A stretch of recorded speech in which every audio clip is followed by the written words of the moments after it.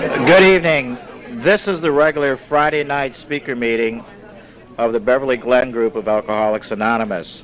My name is David and I'm an alcoholic. Hi, David. Would you all join me in the serenity prayer? God, grant me the serenity to accept the things I cannot change, courage to change the things I can, and wisdom to know the difference. Alcoholics Anonymous is a fellowship of men and women who share their experience, strength, and hope with each other that they may solve their common problem and help others to recover from alcoholism. The only requirement for AA membership is a desire to stop drinking. There are no dues or fees for AA membership. We are self-supporting through our own contributions. AA is not allied with any sect, denomination, politics, organization, or institution. Does not wish to engage in any controversy, neither endorses nor opposes any causes. Our primary purpose is to stay sober and help other alcoholics to achieve sobriety. The church does not allow smoking in this room or in the hallway. They do allow smoking in the coffee room in the back. Your cooperation in this matter is vital in order for us to maintain this meeting hall. Also, please do not throw your cigarette butts outside in the children's playground area. I have identified myself as an alcoholic. Would the other alcoholics present please raise their hands? All right. In order that we may get to know you during the coffee break and after the meeting, would those of you who have less than 30 days of sobriety please raise your hands? All right.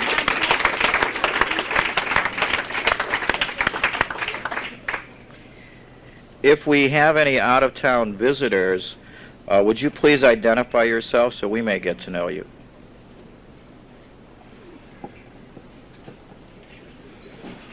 Okay. This Friday night meeting is dedicated to the fact that Alcoholics Anonymous is simply one drunk talking to another. It is customary in Southern California to read a portion of the big book, and tonight I've asked Harold to read a portion of chapter 5.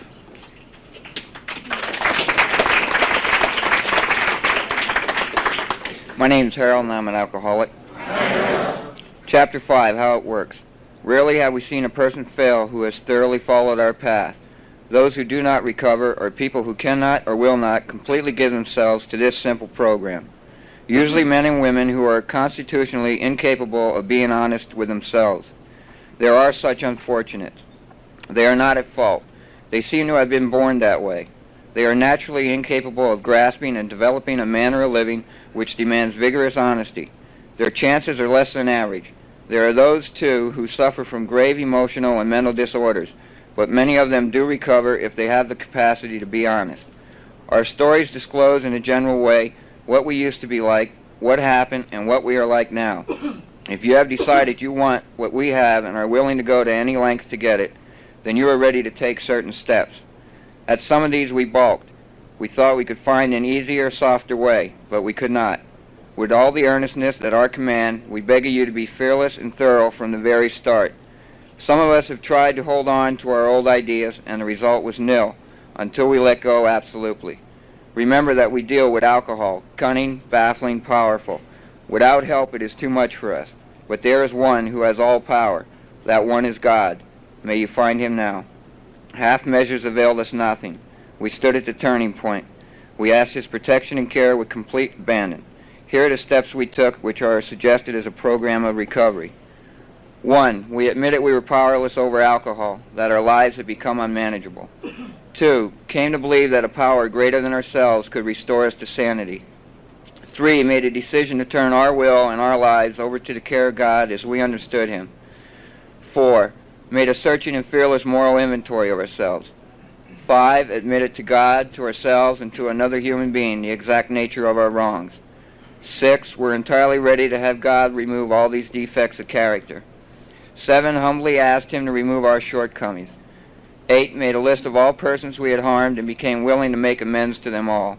9. Made direct amends to such people wherever possible, except when to do so would injure them or others. 10. Continue to take personal inventory, and when we were wrong, promptly admitted it.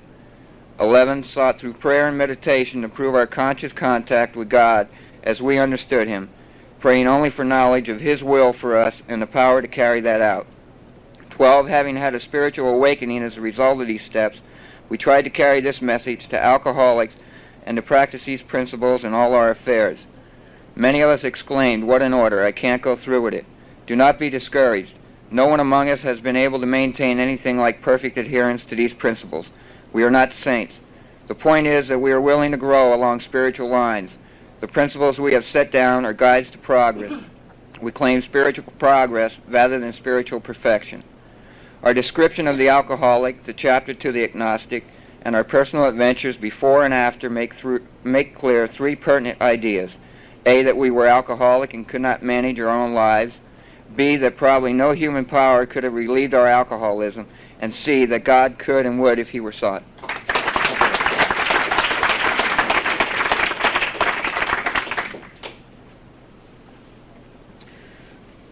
This is a two-speaker meeting normally, but tonight, because of the fact that we have 6 birthdays, the last birthday person will be our first speaker, and there'll be a short coffee break following that. One thing we like to do at this meeting is recognize newcomers. Therefore, we give out chips. Is there anyone here, take a chip for their that have completed 30 days of sobriety? All right.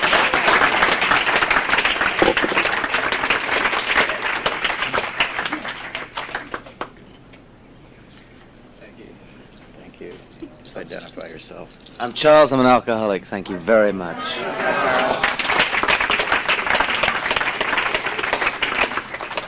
Congratulations. I'm Garrett, and I'm an alcoholic. Hi, Garrett. Thank you. I went to my first meeting 30 days ago. Thank you.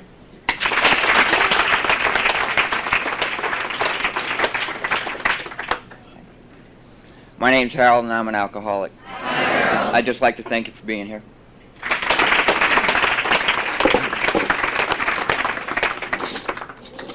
All right. Here we go. I'm Bill, and I'm an addict alcoholic. Hi, Bill. Thanks a lot.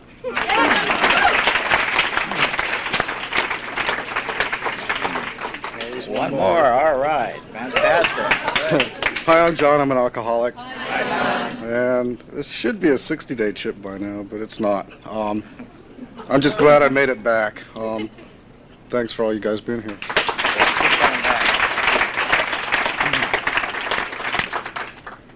Any more for 30 days?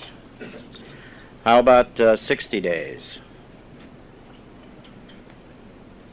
90 days of sobriety? 6 months. Okay.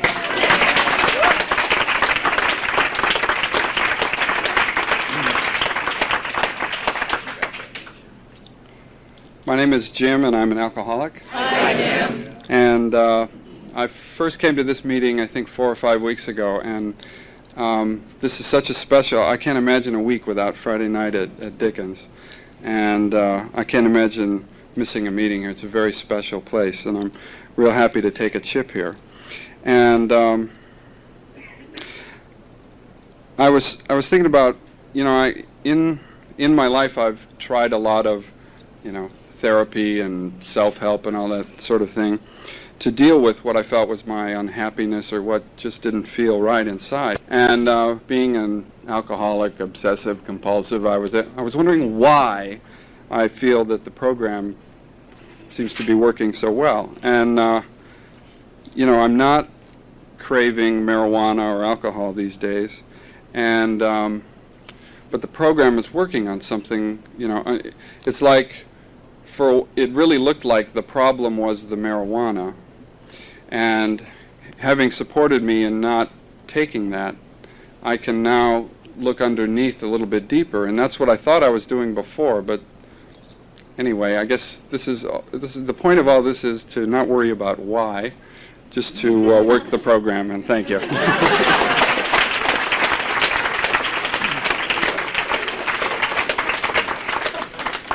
Any more for 6 months? How about 9 months? All right.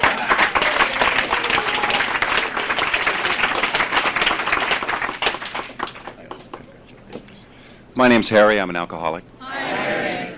I've been real squirrely waiting for this. Now I just told some people now I don't have to worry again till Christmas.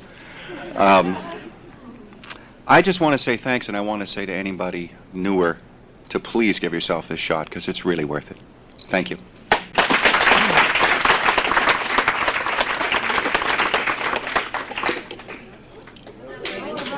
One more. All right. That's super. God, that's great. Thanks. My name's Kathy. I'm an alcoholic. Hi, Kathy. Today I got a loan, and that is unbelievable. And, of course, to get the loan, I had to have a good job. And I wouldn't have had a good job without this program, and you people, and God. And thank you very much.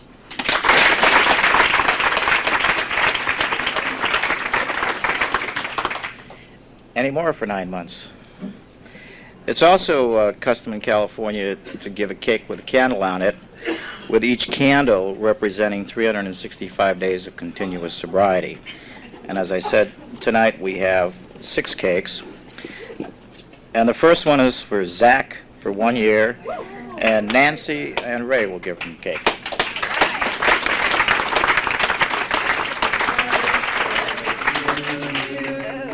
Happy birthday to you. Happy birthday, dear Zach. Happy birthday to you. Keep coming back.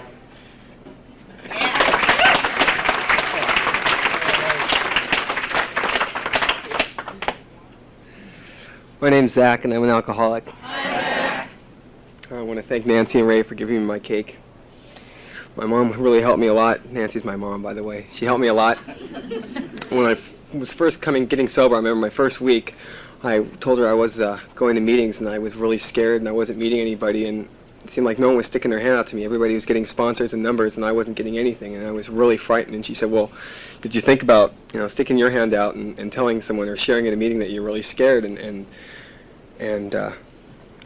raising your hand that you're a newcomer, that you need numbers and you need help? And I said, no, I didn't think about that. I figured people would come right up to me, and I tried it. The next meeting I went to, and it was incredible how that helped me. And I recommend doing that for people who are really new and they don't know what's going on. That's the way to meet people. I still isolate a lot. I'm afraid of people, but I know what to do if I want to feel good. Is stick my hand out to somebody else. I remember when I was really new, I thought someone with a year had everything. They had the program. I look at myself now, and I don't know anything. I mean, I just know I can't drink or use no matter what today, and there's no excuse for me to drink. And I have a higher power today that helps me get through gets me through my life one day at a time. I can live life on life's terms, and I can learn to love people unconditionally. I have some really good friends in the program now, and who don't like me for what I can give them, or I don't like them for what I got from them. It's unconditional love, and this program is really great. Thanks.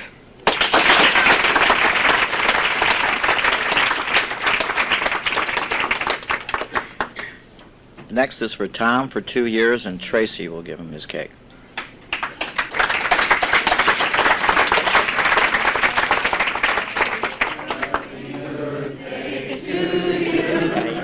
Happy birthday to you. Happy birthday, dear Tom. Happy birthday to you. Keep coming back. Thank you. I'm Tom, an alcoholic and addict. Hi, Tom. You sit back there and wonder what you'll say, and I really don't know what I'm going to say, but I'll give it a shot. A year ago, if you'd have told me, or if I'd even thought about where I was going to be on my second birthday, it wasn't California. I had no idea. And without this program, I wouldn't be here. I really wouldn't. It's a great place to be. So many things have happened because of this program. It's just countless, lots of gifts. My family, my relationships with them have changed, my friends, And I think, like Zach, 2 years, I don't know a lot of people here. A lot of people don't know me here. And hopefully that'll change, because I think it's a great meeting. And I've got some time, and I'll be here. But thank God for this program, and thank God for Tracy. You know, she called and said, hey, give this guy a cake. Otherwise, I wouldn't have done it. And my roommate, Jim, he and I came here from Omaha. And, you know, we started on a venture out here that I wouldn't even have tried when I was using and drinking. Too frightening to do what we're doing. And a lot of people, you know, we had a hell of a phone call at 6 o'clock. People are coming around, and I think we're going to have a good shot at it. Maybe we'll stay here. Thanks, everybody.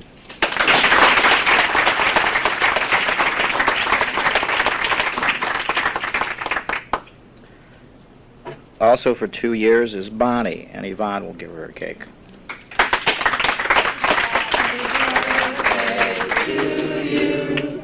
Happy birthday to you.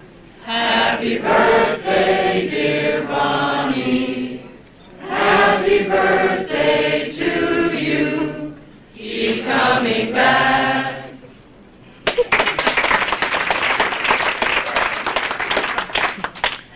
Hi, I'm Bonnie, and I'm an alcoholic. Hi, Bonnie. When I first started coming to this meeting, it was just a couple of weeks after I stopped drinking. And I was a very shaky person. And I can really relate. If somebody 2 years, my God, they must have it all together. I don't, but I'm a lot happier than I was. And I've lost something that was with me all of my life. Not totally, but I mean, it's not. And that's that piece of self-destruction that I know you understand. I didn't know till I got here that there were other people who had it too. I think that's the most comforting, most exciting thing to me that I have found in AA is I know that you know, and it's okay, and that makes me feel so much better about myself. And I can remember how it was as if it was somebody else, because it was somebody else.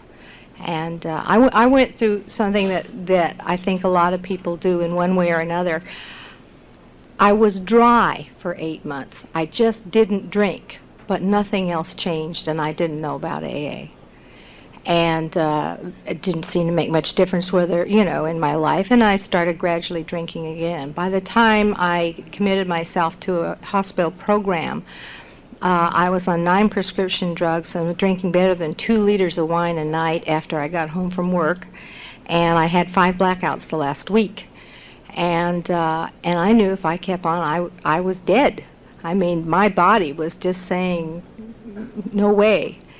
I was very angry about that at the time. I now think that's the most wonderful thing, because if my body had been sturdier, I probably would have just drunk myself to death.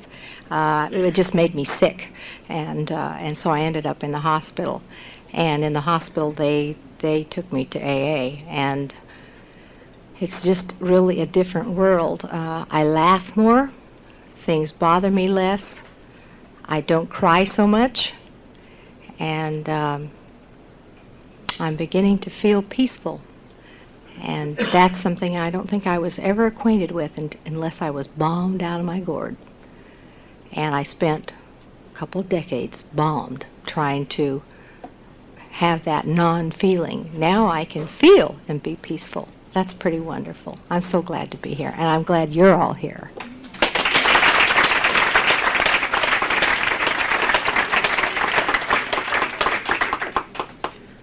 And next we have Bob for 3 years, and Roy will give him his cake.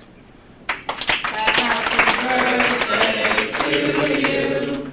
Happy birthday to you. Happy birthday, dear Bob. Happy birthday to you. Keep coming back.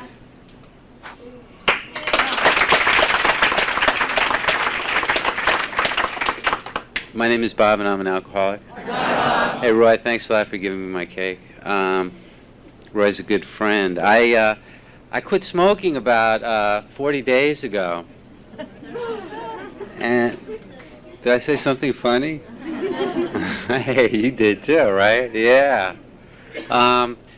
The reason I say that was because the eve of my third-year birthday, I had a drunk dream, which I haven't had in about 2 years. And it was a real intense drunk dream. I was drinking beer only, and it lasted for like 3 weeks. But the thing is, I didn't smoke.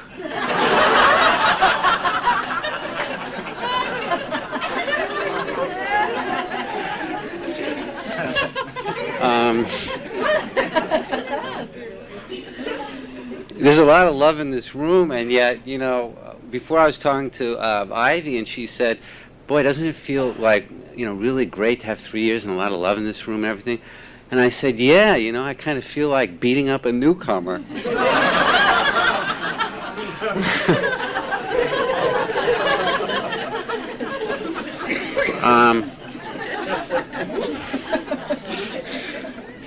You know, Alcoholics Anonymous, I came into the program 3 years ago with cirrhosis of the liver, and I had no friends. My family wouldn't talk to me. I was probably going to die within a few days, and because of you people putting up with my arrogance and my alcoholic behavior for 3 years, I have healed physically and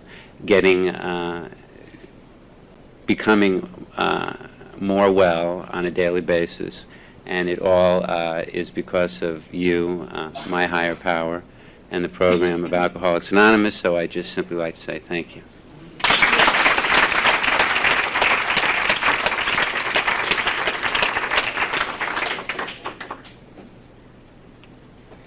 And now we have Carol for 3 years, and Lee will give her a cake.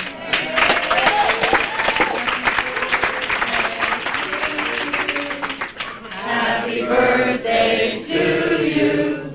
Happy birthday, dear Carol. Happy birthday to you. Keep coming back.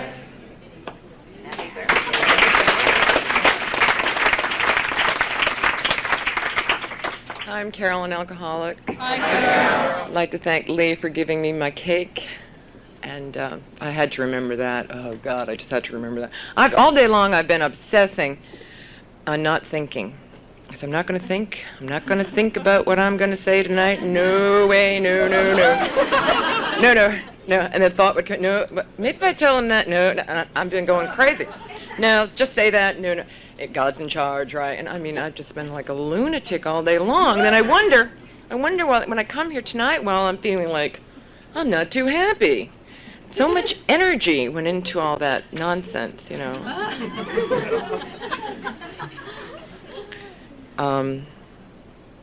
Now I don't know what to say. I should have planned this. No, you can't plan it. I want to be spontaneous. When I came here, I was not an alcoholic. And I came for 3 months, and then I drank again. I had to. And then I came back. I don't know why. I guess it was better than TV. I don't know what my reasoning was.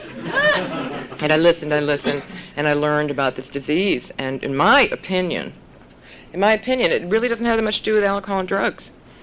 It's sort of like that's the stuff that we take to try to assuage and keep in control this disease. It's bizarre thinking. I think I know an egomaniac. The steps are designed to smash the ego. I don't like to beat myself up too much, But I can't expect in 3 years to turn around 25 years of drinking and drugs and behavior and feelings and a way of living and being. I just can't expect it, although I do expect it, but I can't expect it. But, I mean, I had to drink, I had to use drugs all those years because there was no other way. I mean, I thought I'd go insane. I thought I'd go absolutely insane. So I see that it's all in my head. Always has been, but now I've got choices, I've got steps, I've got people. I went through something about 2 months ago. I was almost suicidal, and I don't remember even being suicidal when I was drinking. I don't remember a lot of stuff, actually. But I had one choice, and that was to write out my feelings, because I was like paralyzed. When you get paralyzed, where you can't even, go from here over to there, A to B, I was out of my mind.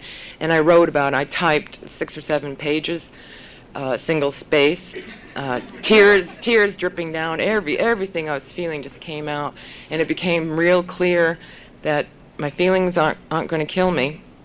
They will hurt a lot if I keep them inside, though, if I don't share them with another alcoholic. And the other thing that came real clear to me is that no human power can relieve this. Just can't be done. And I'm really grateful. Thank you.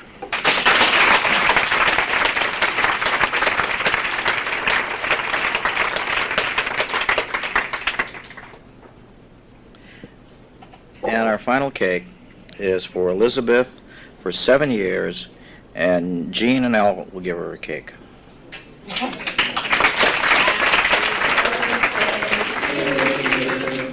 Happy birthday to you. Happy birthday, dear Elizabeth. Happy birthday to you. Keep coming back.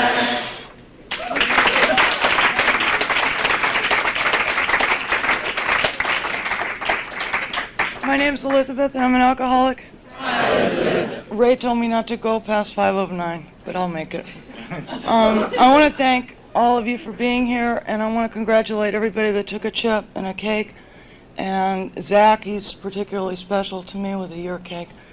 And just want to tell you that I'm really grateful to be sober. Al and Eugene have been the closest friends I've ever had for the last 3 years, and I want to thank them before I break down.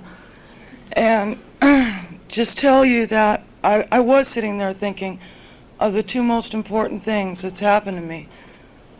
One, for the newcomer, if you stop drinking, you can make anything you want come true in your life. I don't care what it is. I've had things come true in my life that were far beyond anything I ever imagined. In the job area, in the relationship area, in the home area.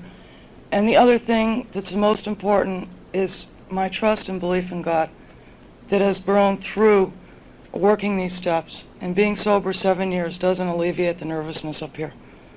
But it does enable me to tell you from way deep down that this program works and that God could and would have sought. And I have to tell you that message because it's been the strongest thing for me in the last 7 years. And I'm grateful to God and this program for everything. I really, really feel good about myself 99% of the time. I never had that when I got here. I didn't feel good about myself for 10 seconds. And you guys gave me that. Thanks.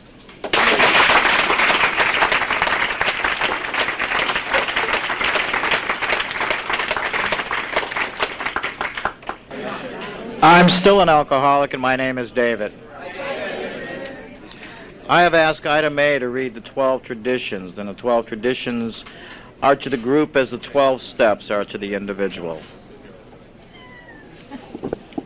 Hi, my name is Ida May Becker, and I'm an alcoholic.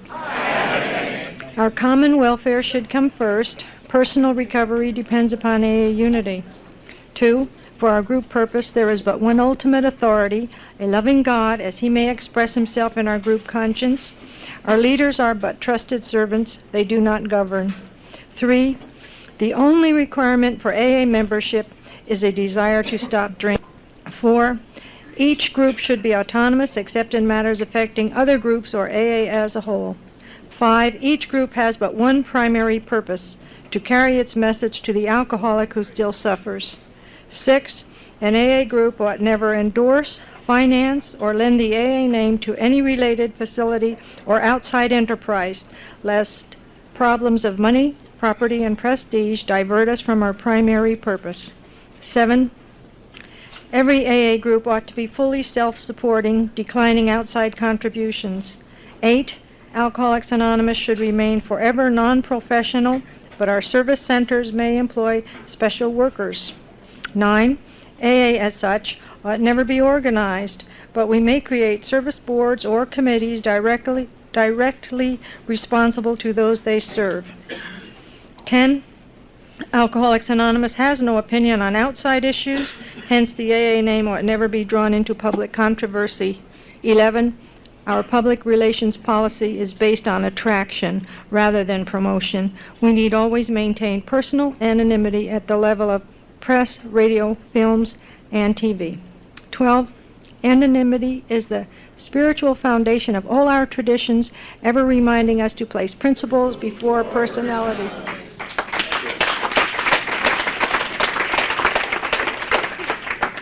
And now our speaker for the evening, Ken.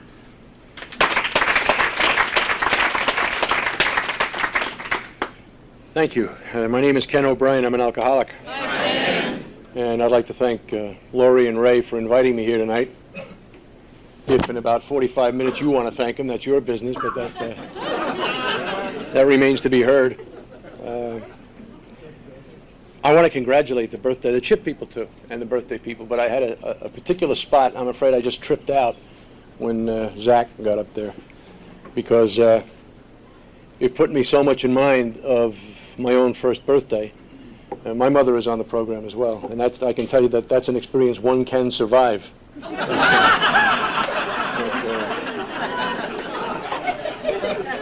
With a lot of prayer and mortification will do it. You supply the prayer, they'll supply the mortification as a rule. And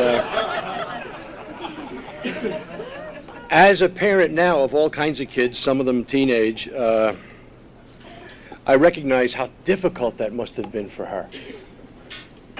She was sober a couple of years, and she watched me banging around living on the streets in New York City. And God knows how she hasn't been able to do it since. She just kept her mouth shut. Amazing, absolutely amazing. In fact, the first time that I found out she was in AA, I didn't get asked to visit a lot, but I was asked to come up because she had something important to tell me, and I traveled up there, and she said, I have something very important to tell you. I've joined AA. And she might as well have told me that she joined the Foreign Legion. How the hell do you respond to a thing like that, you know? And being a 40-carat phony, I said the first thing that came to mind, which was, gee, I'm very proud of you. I didn't know what the hell I was proud of, but it seemed appropriate. And she said, my first thought she read immediately. She said, don't let that disturb you. That won't affect your drinking. It doesn't mean you can't drink around here. And I thought, this is all right. You know, this AA people may have a nice side yet, and you know where the liquor cabinet is. And I went in and I poured myself an enormous wild turkey, which I always poured when they were buying. And I went into the living room to put it down, and clearly I now know she was coached by her sponsor to just hands off. And I went to put the drink down, and she said, wait a second, I just cleaned that table. Let me get you a coaster. And the coaster was 20 questions. Are you an alcoholic?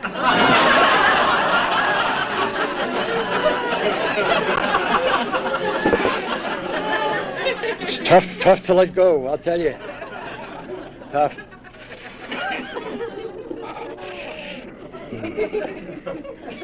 She's still sober, still, you know.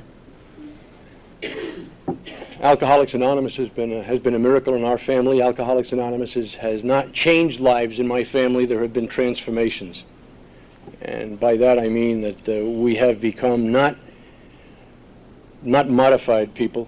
We're not people who have changed a personality trait or gotten rid of an ugly characteristic or two. We have over the years become completely different people. Different people now stand where we once were, and that's a transformation. And I don't know how to explain that, other than by feeling the pit of my gut, as the woman said who took her 7-year cake, that it's an absolute knowledge of God's goodness to us in this program. That God does reach in and just take a hand of a newcomer and He will lead you along. And all you have to do is occasionally supply a little bit of willingness, a smattering of honesty, a whole bunch of open-mindedness, and you don't take the first drink, and anything at all can happen, and probably will before you get through. I agree that things can happen in sobriety that certainly I can't plan. I almost had a situation coming up here tonight. I'm a weekend parent, and I said I had all kinds of kids, meaning that I have the oldest is 22 and the youngest is going to be 3 in a couple of weeks. And she's with me 3 days a week. And normally I have her with me on Friday night. And my babysitter collapsed on me tonight. And I thought, oh God, I wonder how I wonder how friendly and warm those people are going to be up in Sherman Oaks, you know, when you bomb in with a 3-year-old in tow. But I've got to tell you, had somebody come to me and said, when I was new, one day you're going to be sober 24 years and you're going to have a 3-year-old daughter, I might have committed suicide. Well, I certainly wouldn't have believed them because that was not within the realm of possibility. Every day, why God set that up that way. And I'm not implying that it was the Immaculate Conception. I know how that happened. But it's taken me a while, but I got the hang of it now.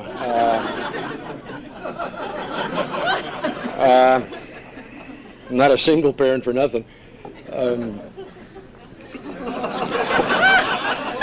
I've learned a lot from her. I have learned a tremendous amount of about gentleness and about love and about having fun. Because I have another set of kids to whom I was a parent. You know, it's going to be a parent, be a father. And with this one, I guess I'm just too tired to do that, and I'm just having fun. And strange things happen. And a couple of weeks ago, when she got up in the morning, I brought her downstairs, and thank God for Sesame Street, I turned that on, and I went back upstairs, and I got down on my knees to say my morning prayers. And in a minute, I was aware of a rustling alongside of me, and I looked down, and she was down on her knees right alongside me. And she was like this. And I looked down, and I kind of smiled, and she smiled from ear to ear, and she put her head back down, and she nudged me, and I said, "What?" She said, "What we doing?"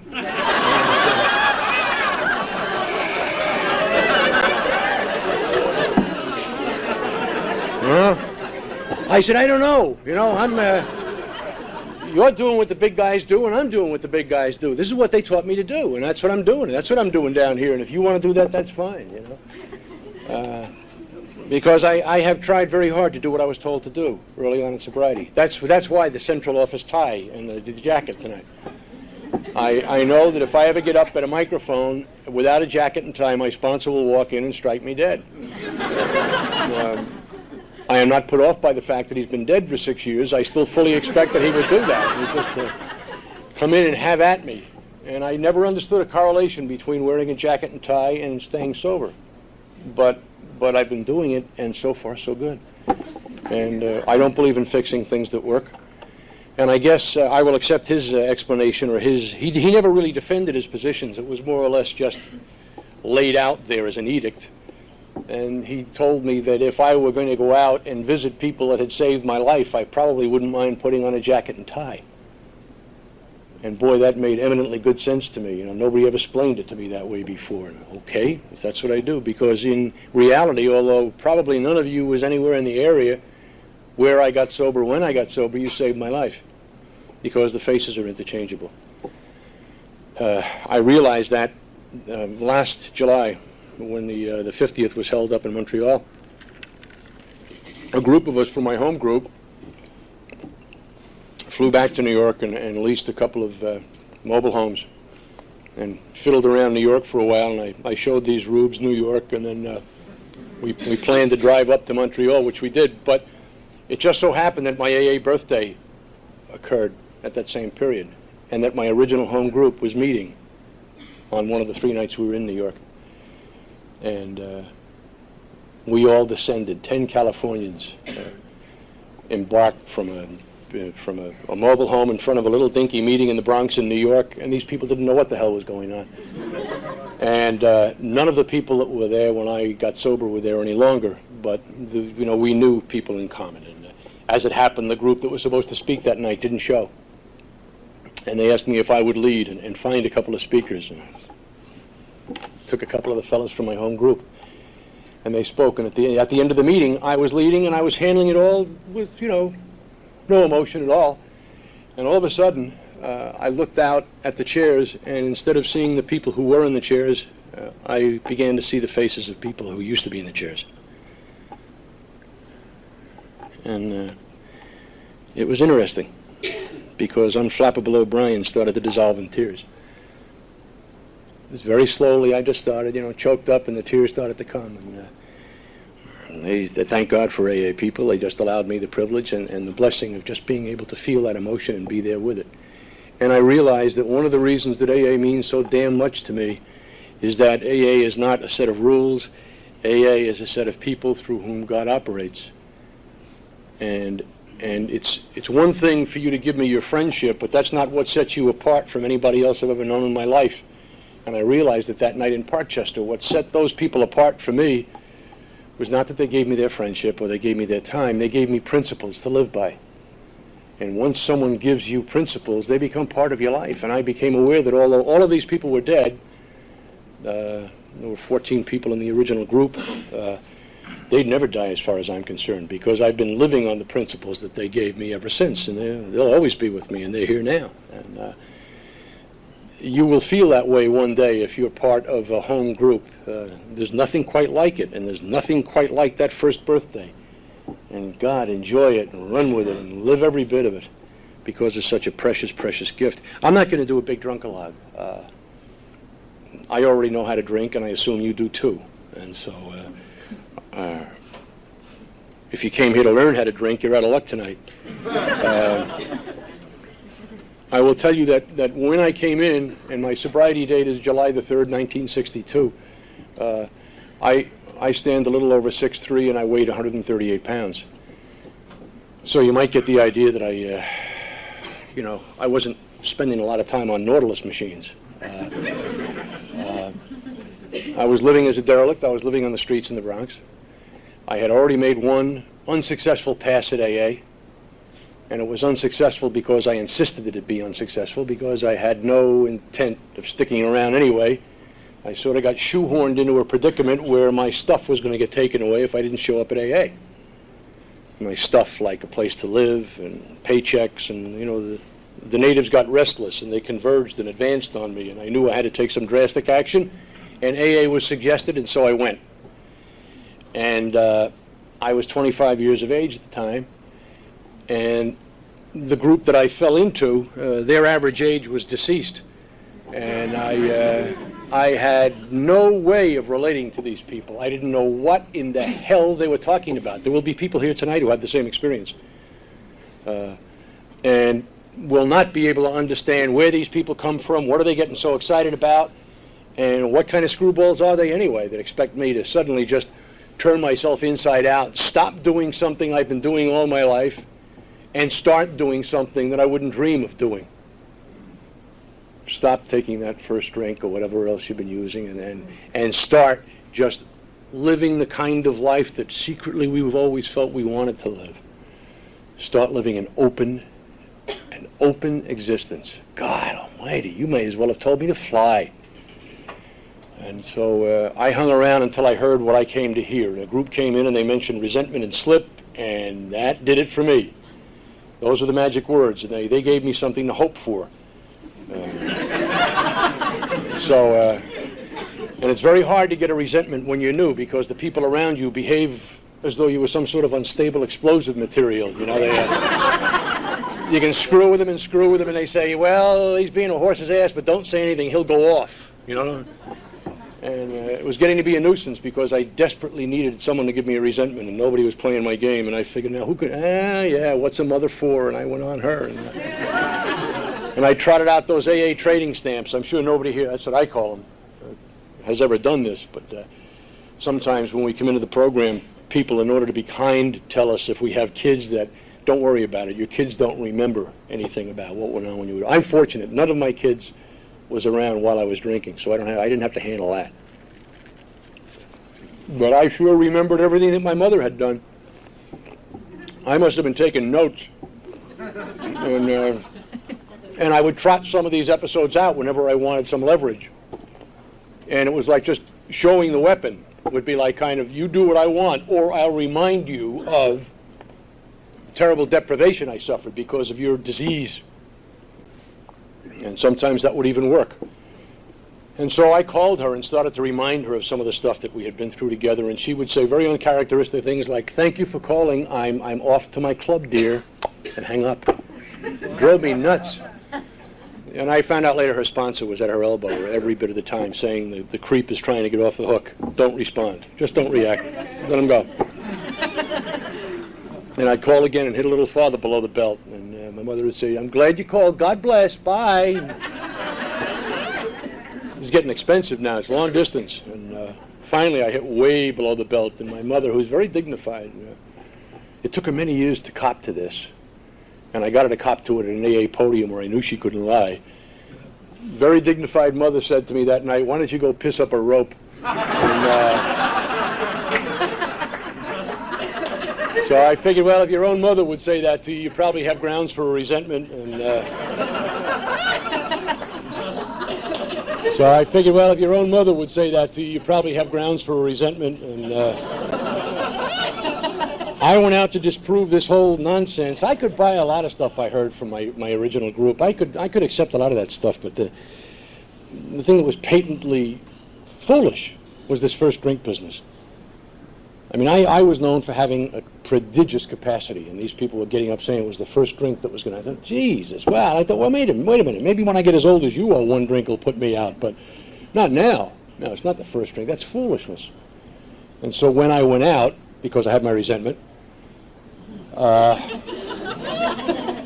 bartender brought my drink and I drank it, and it was wonderful because I had been dry for 3.5 months. I was not sober. I do not equate not drinking and going to AA meetings with sobriety, in my opinion. And I have opinions.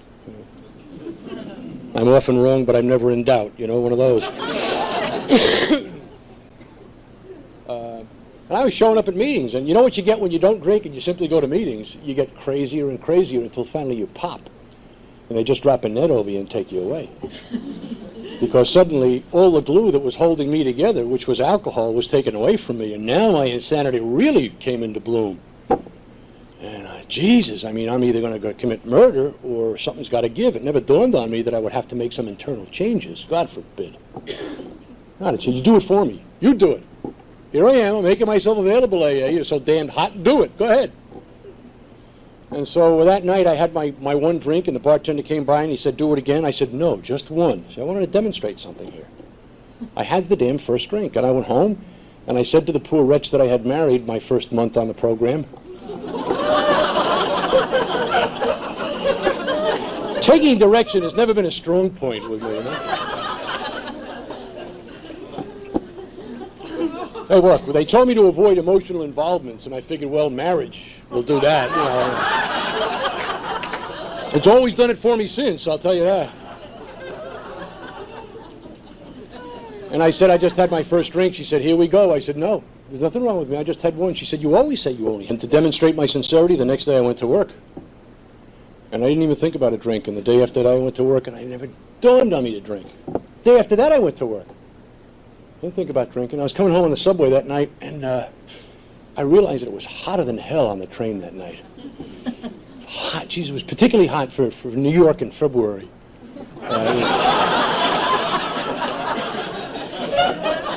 And I looked across the car, and I thought, that guy's going to stop and have a beer. I recognize him. Well, he can do that. He's not an alcoholic. And then the voice said, well, you can too, dummy. You're not an alcoholic either, because if you were since Monday night when you had that first drink, like they say, you'd have been out chasing rabbits and doing whatever the hell else they do, and you're fine. And so I decided that night I could have a couple, and that Thursday night I went out to have a couple, and when I got home on Tuesday morning, the missus had lost her sense of humor altogether. And screw her if she can't take a joke. I moved to the beach. I didn't move to a house on the beach, I moved to the beach.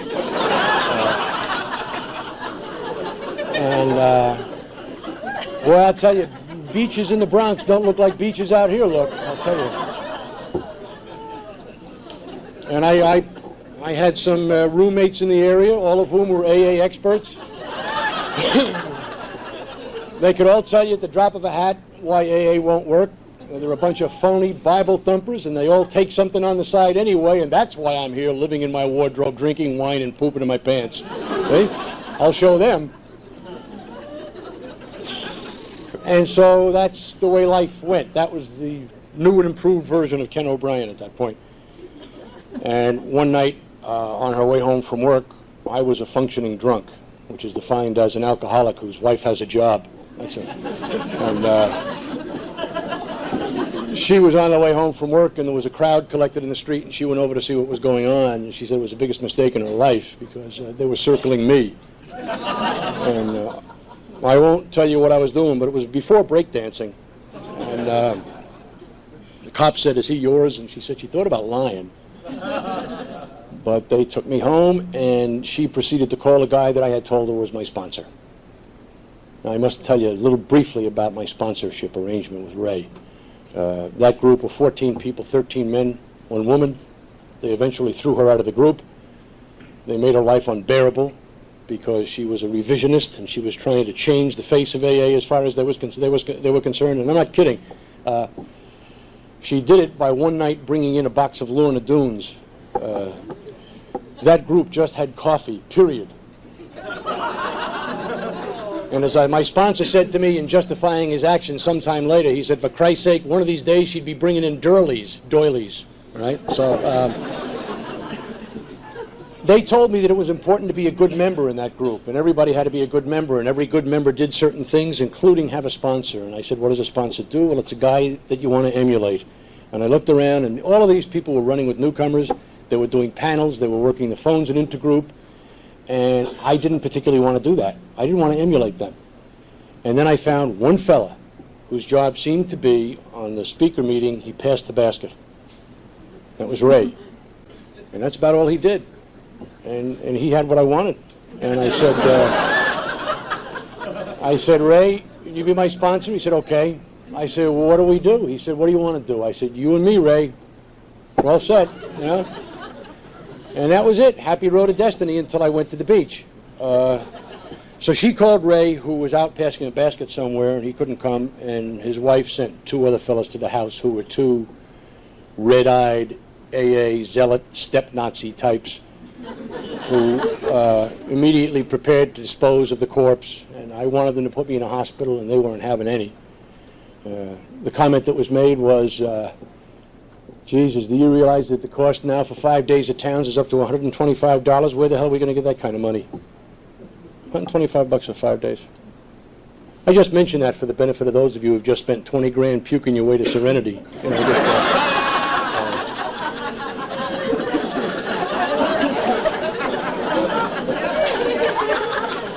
buying the Platinum Big Book, you know. And the little guy said, and I was in and out of reality, but the little guy remembered saying, he's the smartass used to come around, let the bum suffer, he'll remember better. And I summoned up all my Christian upbringing, and I thought, someday I'll get out of this bed, you little bastard, and I'll kill you. And I'll find you, I'll hunt you down like a dog, and I'll kill you. And 138 pounds of me was going to get him. And after about 4.5 days, they said, okay, you're as far as we can take you. They had been, one of them was with me all day and all night, round the clock. 2 total strangers. Changed my underwear when it needed to be changed, which frequently. I was incontinent of bowel and bladder, as they say. And I kept wondering when they're going to put the hook in and ask me for something to do, and they never did. They just unceremoniously left one day, and they said, you're on your own. And I decided to go to their meeting that night to get that guy, Eddie, who made the bum suffer. And I walked up to him, and I said, Eddie? And he said, yeah. I said, will you be my sponsor? And I thought, what the hell have I, you know, what have I said here? And he said, yeah, but for the next 90 days, your soul belongs to God, but your ass belongs to me. And I knew we were in trouble. And he proceeded to give me orders. I mean, he told me what to do. He said, every night at 7:30, you'll be out in front of the house. You're going to go where we take you. You don't have to worry about asking any questions. You don't need to know anything. You don't have to worry about saying anything because everybody knows you don't know anything. He said, you just go where we take you. You walk up to the program chairman and say, my name is Ken O'Brien. I'm new. What can I do to help? Orders yet. I mean, you couldn't do that with a newcomer today. Jesus, I mean, you get sued for newcomer abuse, you know.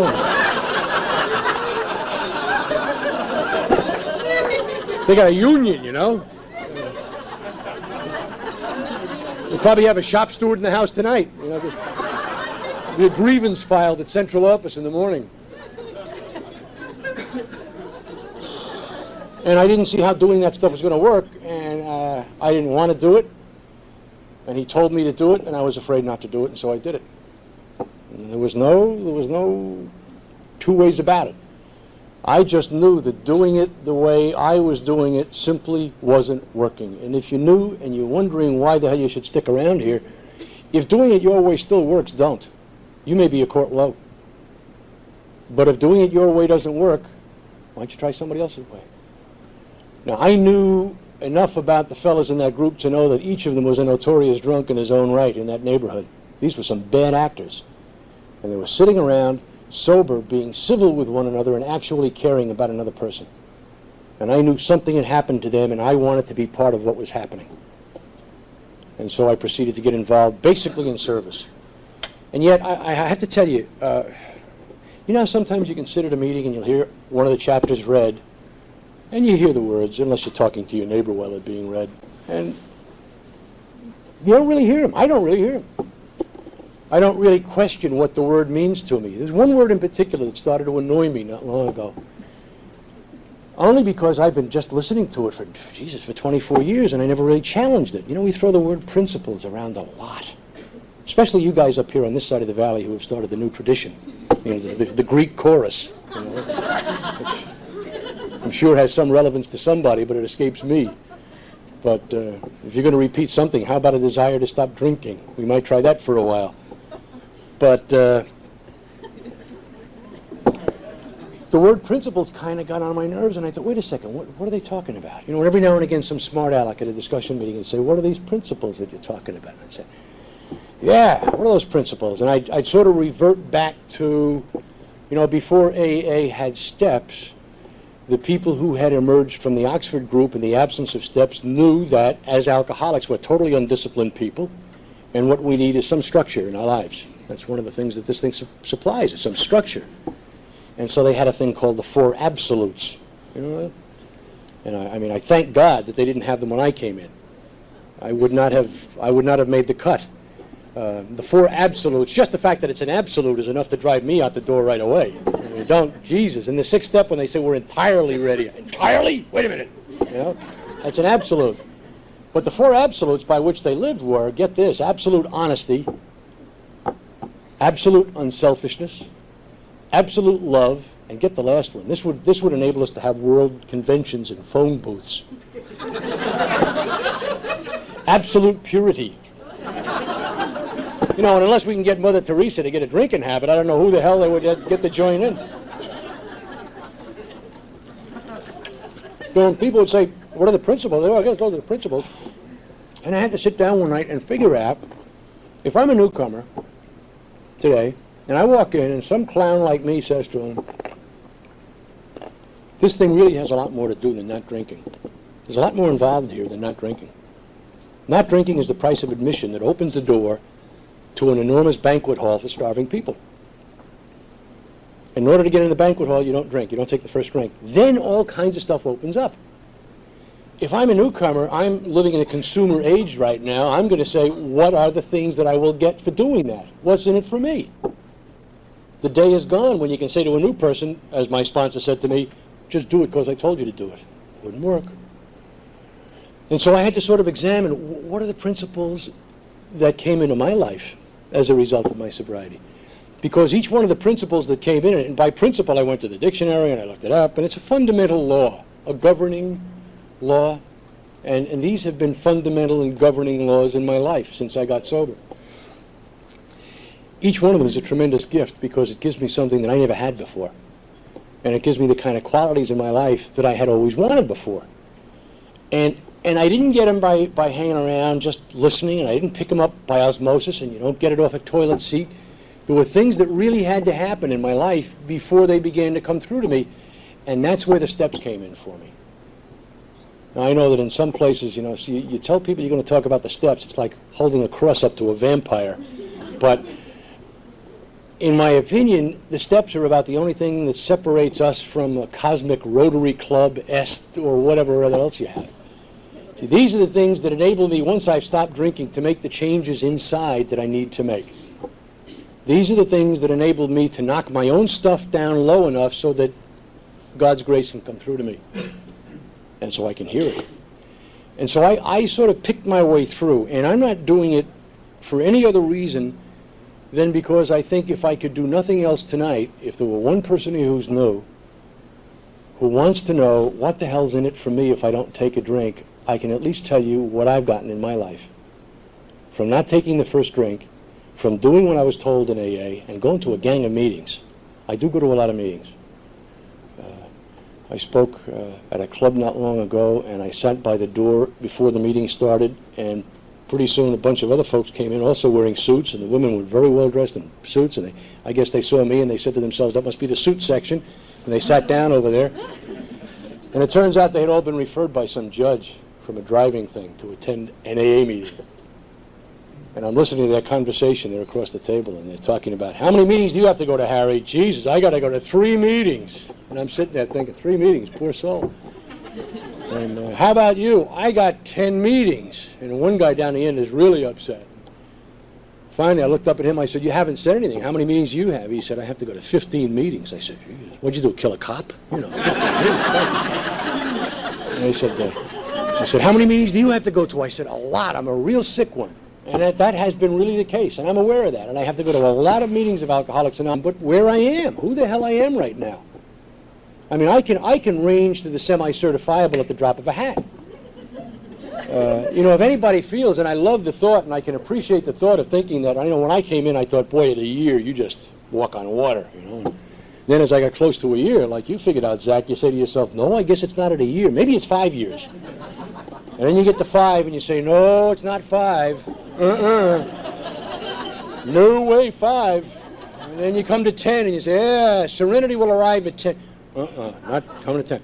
And that's how it had been going with me. And a couple of years ago, I was going out to Alhambra to speak, and a guy was taking a birthday cake out there who's now dead, and he was a very dear friend of mine, Bob McCollum. And McCollum was taking a 30-year cake that night. And I had been thinking to myself, because I was coming up on, I guess 25 was coming into the view, and I thought, oh, well, it's 20, no, it's not going to be 25, I can tell that. Maybe it's 30. 30 years is when it clicks. And McCollum got up to take his cake, and he said, first 29 years on this program were wonderful.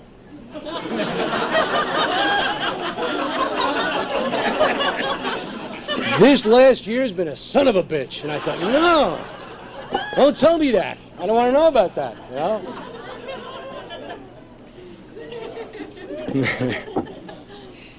And so I must tell you that the greatest blessing that I got was in linking myself up with Eddie, because he was a man who had a number of qualities that I desperately needed in my life at that time. He was a man who had committed his life to Alcoholics Anonymous. He was a man who had worked and was continuing to work the steps, and for whom his sobriety was the most important thing that he had. He was also a guy who really cared about me. He cared about me so much that he ran the risk of running my disapproval in order to be honest with me, and no one had done that before. He didn't really give a damn what I felt. He was going to tell me the truth. And not many people would run that risk. And so he proceeded then to walk me through the steps. I am a guy who lived my life by absolutely rigid self-control. I had to hold on with both hands just to keep it on the road while I was drinking. And that first step introduced a concept to me that blew me away. And the principle that came through, and it's the one that I continue to live by today, is surrender. Absolute surrender. The first step did not equip me to do any turning over. Turning over implies to me that I have enough control of it to turn it over to somebody, and then I know where to turn it over to. And when I was taking that first step, I was in no position to turn it over to anybody. Surrender, just drop it, was about the best that I could do. And I didn't get into a big thing about invalidating my whole past life, and well, then I had to say that I was wrong. You know, I don't like to say I'm wrong. I like that old story about the truck driver in Dublin who's driving his truck, and he realizes that he's late getting back to the garage, and he knows that if he takes a particular shortcut, he can get it back in time. And so he gets to this shortcut spot, but there's an overpass there, a bridge trestle, and the sign says overhead 12 feet, and he realizes that his truck is 12 feet 4 inches. But being an alcoholic of my variety, this is my approach to similar situations. He says, well, if I get up to the top of the hill and I really race the engine like hell and really hit it, I'll get through somehow. That's how I approach things like that. Don't tell me it can't get done. How thick is the concrete? I'll take a harder run at it.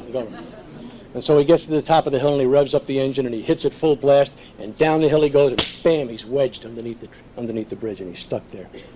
And he can't move forward and he can't move back. And one of these smart-mouthed Dublin cops comes up with his book, and he looks at him, and he smiles, and he walks around the truck, and he looks up and again, and finally he says to the driver, who's steaming, "Stuck, are you?" And the driver says, "Stuck, hell, I'm delivering a bridge, and I lost the address." You know?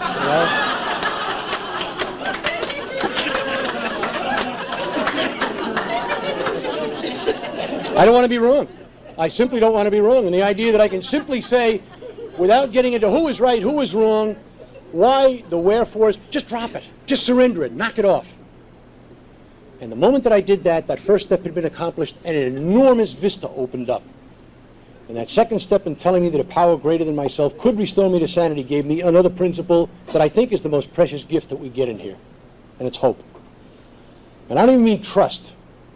And when I call it hope, what I mean is hope is only hope to me when there's no evidence to support the feeling.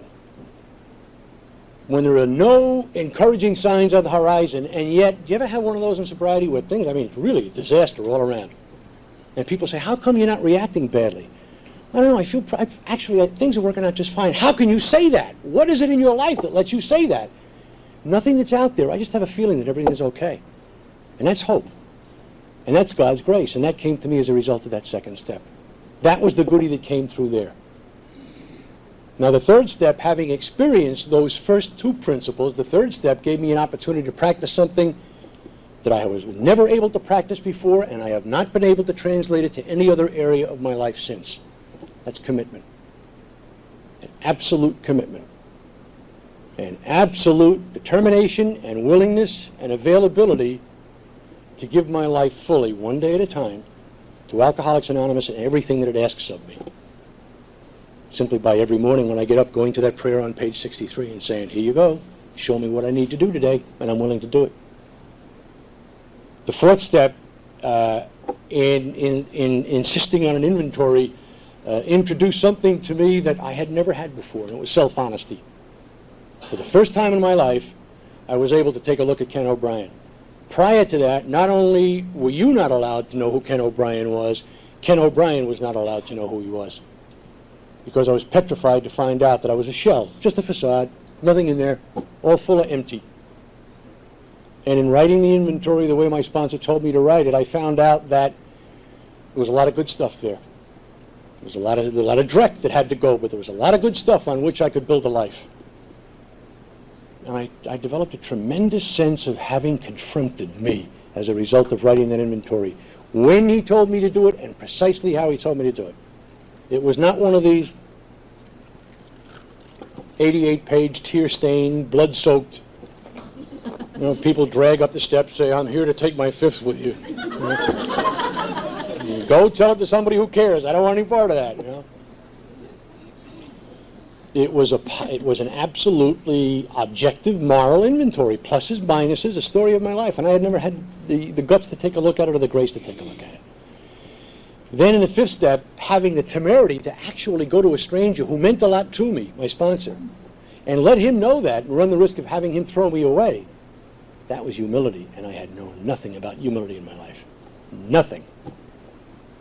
And by humility, I don't mean the sackcloth and ashes business. I mean a strong sense of what my weaknesses are and a very strong sense of what my strengths are as well. Recognizing that I'm a child of God who had done a lot of good stuff in my life prior to that. That's one of the things my inventory showed up. I had actually done some good stuff. I had some good feelings. I was not the disaster that I had believed that I was.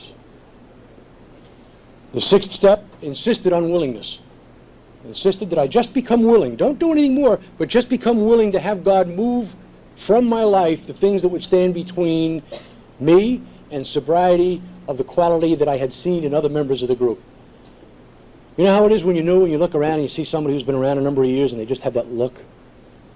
Man, I wanted that look. And I wanted what went behind that look. Just that, you know that all they do, they can be standing there and being mowed down by machine gun fire, and all they're going to do is just hum AA slogans, and say, easy does it. That's what you're sure of, And I wanted that. I wanted that desperately. And I wanted that kind of humility. God, there were some wonderful, wonderful people in my life who were great, great examples, who never had to say two words to me. All I needed to do was to walk into a meeting, and they're still around, and allow me to see them at the meeting. I simply needed to know that they were there. And that was the example that filled my life. The 7th step was really, really very dicey for me because, frankly, the 7th step insists, as far as I'm concerned, in trust. Let me tell you how it went with me. When I was told that I had to be willing for God to remove all these defects of character, my first thought was, and what becomes of me when he does? What's left? How the hell do I know that I don't become the hole in the donut? How do I know I'm going to be a person that I want to be? And all of a sudden, I had to simply accept the fact that God had taken me this far. What I had to do now was trust that I was in his hands and he was going to take me where he wanted me to go. Undoubtedly, he would not take me where I wanted me to go. And that had to be enough for me. And the principle of trust has been a very, very strong one in my sobriety, because my sobriety has not been a dull one. It has not been a life of quiet desperation. I made up my mind when I got sober that I had missed out on a lot, and by God, I was going to, from here on out, I'm going to live life to the fullest. And I've been doing that. There is nothing that I have wanted to do in my sobriety that I haven't done. Nothing, I mean, in terms of trips, jobs, living arrangements, I have been able to do it all. Not through any virtue on my part, but because God's grace eventually filters through and takes your life over. And it comes about as a result of that trust, which continues to grow on a daily basis, where I simply know that God's in charge here, and there are no big deals left. No big deals at all. Now, you may be sitting there saying to yourself, yeah, it's easy for him to say, man's senile, for Christ's sake, no big deals. I got a big deal in my life that's threatening my life right now. I got a biggie coming up here. Easy for him to be serene. I'll make a deal with you. You go home tonight, and you write down that life-threatening biggie on an index card, and give it to your sponsor, and date it 90 days down the line. And 90 days down the line, I'll bet you $1 you can't tell me what was written on that index card. Because 90 days from now, you will have a new life-threatening situation to terrify you, see?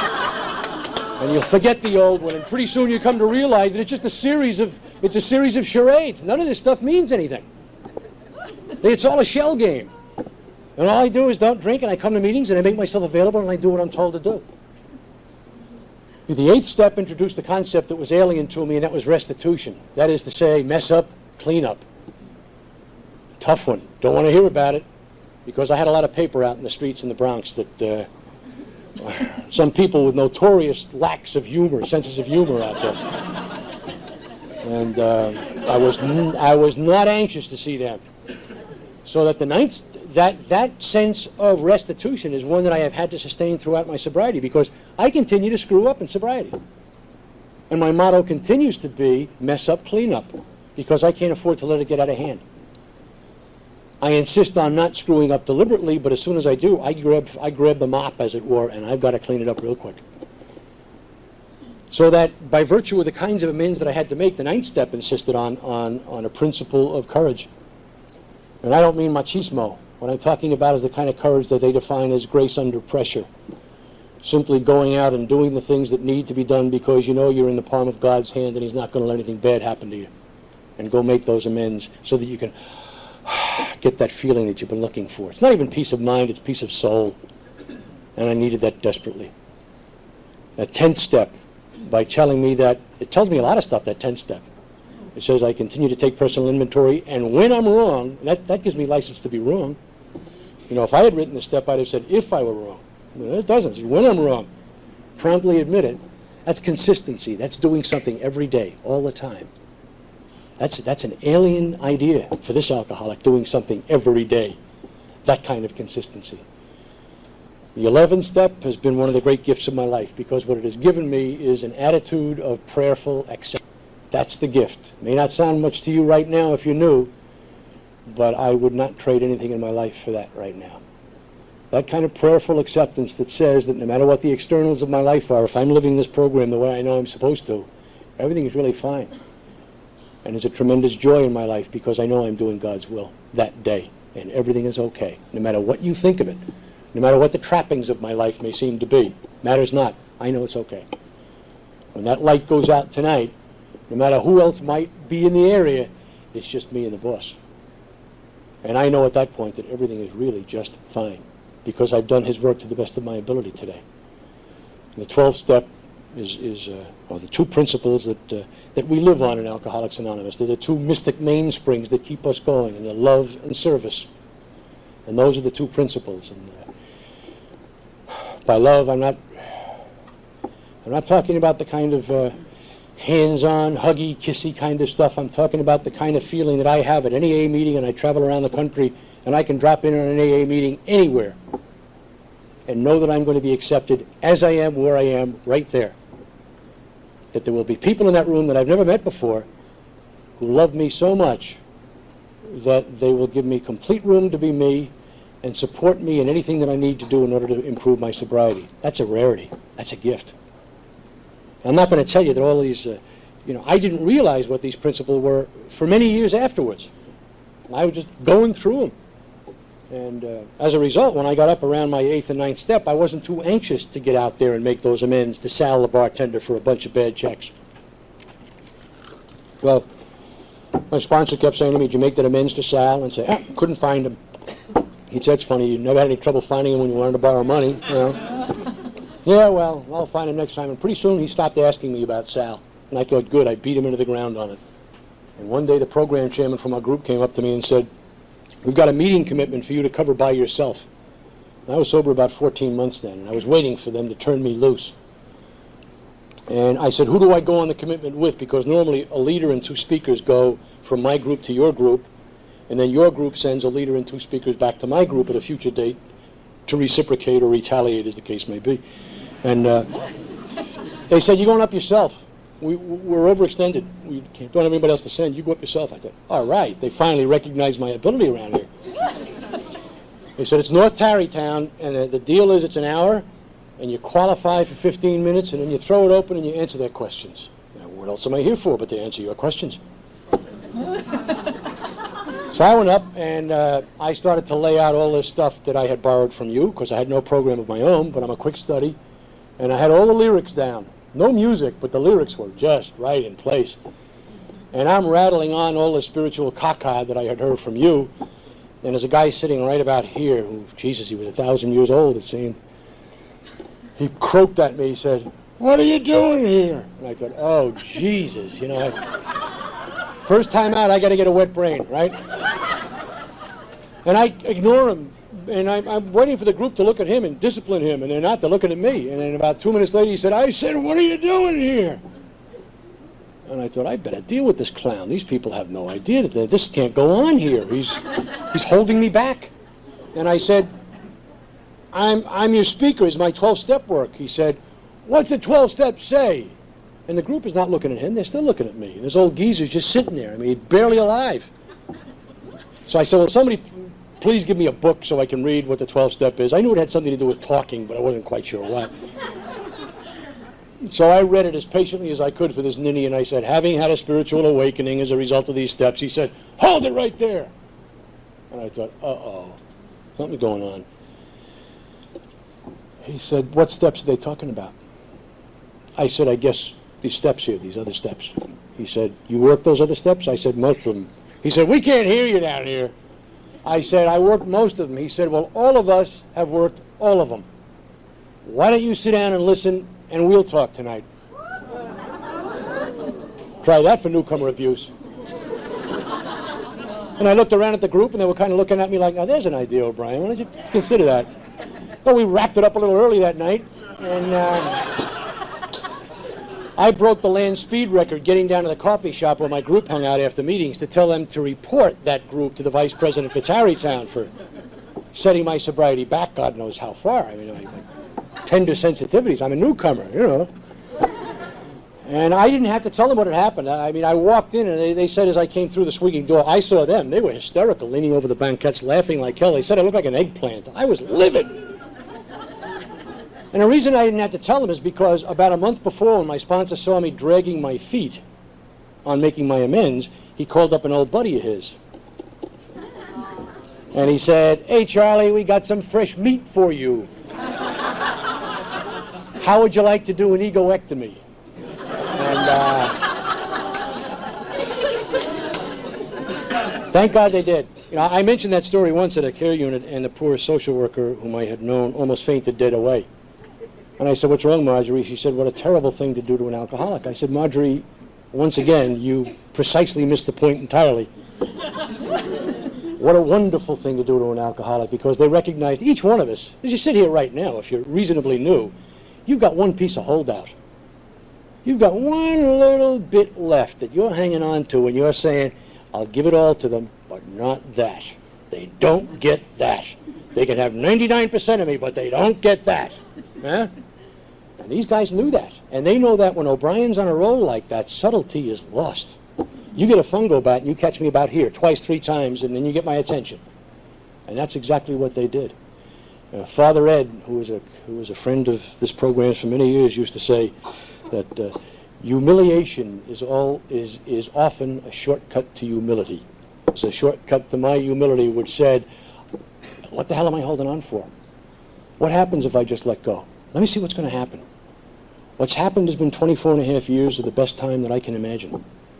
What's happened has been a world, and I mean literally a world of friends whose lives I share on a very intimate basis, my brothers and sisters in Alcoholics Anonymous. It's been a set of values and principles by which I can live and enjoy my life. It's been a lot of fun is what it's been. It's been the best kind of life, and if I were to check out tonight, hell, I'm here on a pass. It's all been gravy. And I hope that if you haven't experienced that yet, you'll do the things that will enable you to experience it. Thanks a lot for being here.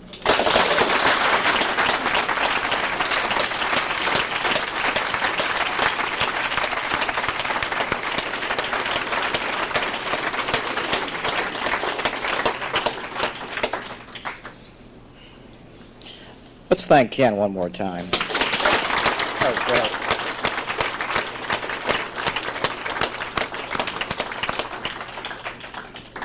And now we'll have a secretary's report with Lori.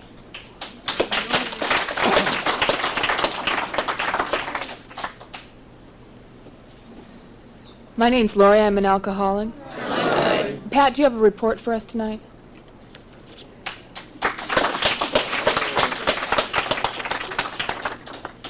Thank you, Lori.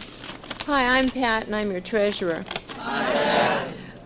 I made the last treasurer's report on June 27th, and since that date, we have had contributions totaling $1,722.36. We're big, aren't we? Whenever I've done this before, I think I say it, but then I don't know if I say it well enough or not. These figures are just since my last report, not for the whole year. I'll do that later on, and you'll really be impressed about how big we are. So far, we've had the following expenditures since June. $420 for the rent, $557.75 for the food and the refreshments, $20 for the contribution to the janitor, $113.76 for our fans. We've sold $114.75 worth of literature and purchased literature for $189.74. We've contributed $400 to the Valley Central office, and right now, not counting last week's or tonight's, it isn't that it isn't counted, I forgot my report, I was supposed to do this last week. Last week we had a total of $200.79 in the bank. We're in real good shape. Thank you. Thanks a lot, Pat. Okay, there are 4 meetings a week at this church. A Tuesday night participation at 8:30, a Sunday night discussion meeting at 8 o'clock, and the new Midnight Express meeting, which there'll be one tonight. It was started last week, starts at 11:30, a 1-hour discussion meeting. Please come back. That's going to be going on tonight. It's a lot of fun. It was a good meeting last week. We sign court cards, bring them up to the podium after the meeting. And if you'd like to take a commitment at this meeting, please let Fred know. Fred, are you back there? That's Fred, if you don't know him already. Okay. We'd like to thank the following people for helping us set up and break down tonight. Heller, Vicki, Laura, Barry, Paul, John, Jean, Bob, Fred, Ellen, Roberta, Harold, John, Kathy, Cindy, Bill, Mo, Geraldine, Barbara, Paula, Thomas, and Kathy. Can we have a hand for all these people? tremendous amount of help at this meeting. Again, please don't park in the spaces provided for the Kasseberger customers. I'd like to thank David for leading and Ken for speaking. Can we have a hand for them, please? Thank you, Mary. Okay, literature. Kathy is our new literature chairperson. Kathy, will you raise your hand? That's Kathy. She's going to be up at the piano after the meeting if you need anything. We have an H&I can for hospital and institutions literature. Please throw away your coffee cups in the trash on your way out and put your chairs up against the walls. And thanks a lot for coming tonight. Now, sorry. May I again ask you please to remember that at the church request, there is no smoking in this room or in the hallways. And also upon leaving, please do not throw your cigarettes in the children's playground area. Before closing, may I remind you that tonight's meeting was dedicated to the fact that Alcoholics Anonymous is simply one drunk talking to another. I have asked Henry to read a vision for you and close the meeting.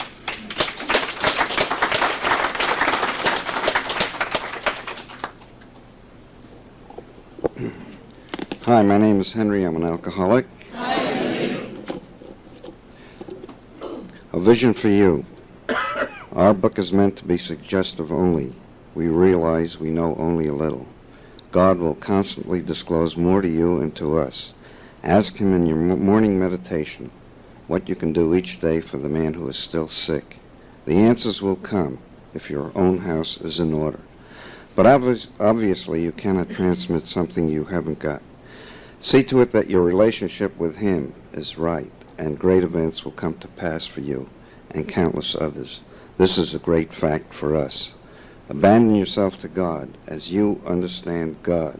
Admit your faults to Him and to your fellows. Clear away the wreckage of your past. Give freely of what you find and join us.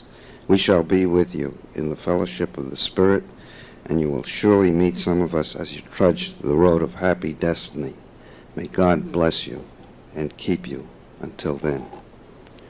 After a moment of silent meditation, please join me in the Lord's Prayer.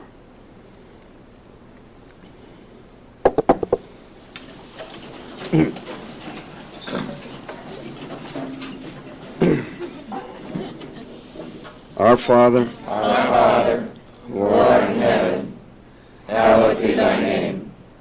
Thy kingdom come, thy will be done, on earth as it is in heaven.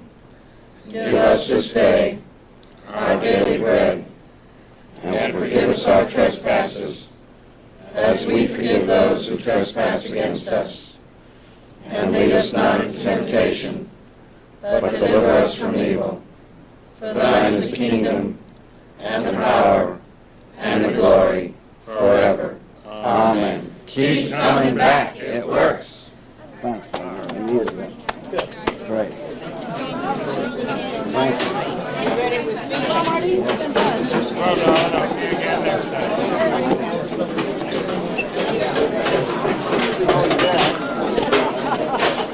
Good job, David.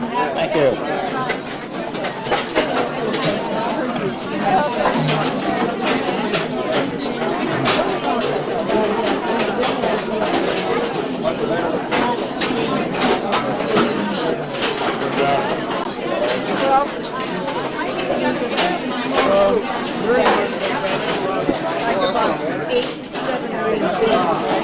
Some of them are addicts. One guy was really upset with what he told the senior members of the AA. They say that addicts don't belong in AA meetings, but the book says that addicts do. The AA meeting, he read a page from it where it was... I remember. That's just a brand new book going back to the story. New story. 147, 147. That's the back of the book.